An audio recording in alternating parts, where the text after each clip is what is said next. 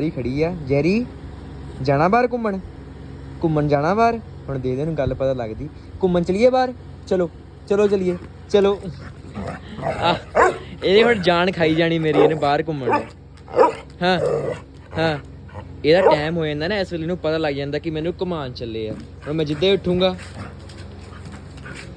ਇਹਨੂੰ ਚਾਅ ਜਿਹਾ ਚੜ੍ਹ ਜਾਂਦਾ ਆ। ਤੇ ਬਾਕੀ ਯਾਰ ਇਹ ਦੇਖੋ ਨਾ, ਇਹਨਾਂ ਨੂੰ ਪਤਾ ਲੱਗਦਾ, ਸਾਰੀ ਗੱਲ ਦਾ ਸਮਝ ਲੱਗਦਾ ਹੈ ਯਾਰ। ਦੇਖੋ ਹਾਂ ਕੀ ਹੋਇਆ, ਜਾਣਾ ਬਾਹਰ, ਜਾਣਾ ਘੁੰਮਣ। ਮੈਨੂੰ ਕਹਿੰਦੀ ਬਾਹਰ ਲੈ ਕੇ ਜਾਣਾ, ਤੇ ਹੁਣ ਮੈਂ ਇਹਨੂੰ ਘੁਮਾਉਣਾ ਬਾਹਰ। ਤੇ ਲਾਈਕ ਸਬਸਕ੍ਰਾਈਬ ਕਰਨਾ ਨਾ ਭੁੱਲਿਓ। ਧੰਨਵਾਦ। ਇਹ ਧੰਨਵਾਦ।